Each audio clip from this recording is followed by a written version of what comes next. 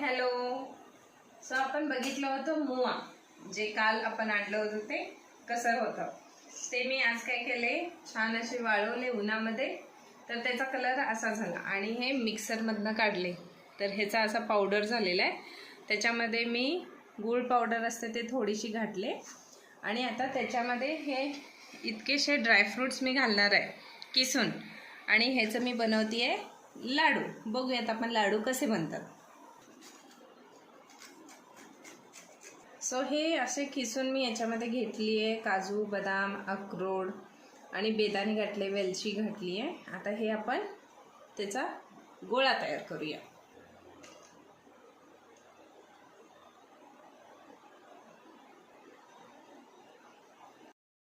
So हे बनवले मी मुआचे लाडू, म्हणता येणार नाही, हे झाले छोटेवाले पेढे.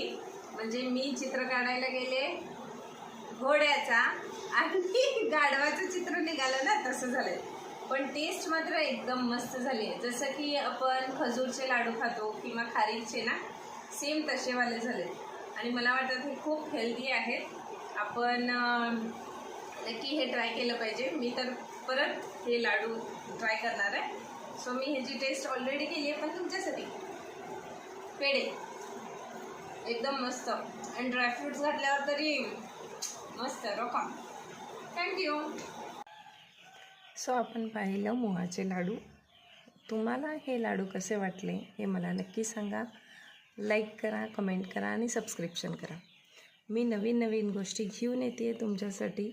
आपण बघूयात ह्याच्यानंतर आदिवासी भागामध्ये काय काय फळं असतात, काय फ्रूट्स असतात किंवा काही फ्लावर आहेत, याबद्दलची अधिक माहिती मी तुमच्यापर्यंत पोचवत असेल. So stay tune. नवीन गोष्टी ऐकण्यासाठी, पाहण्यासाठी नक्की भेटूयात आपण नेक्स्ट व्हिडिओमध्ये. Till then, bye bye.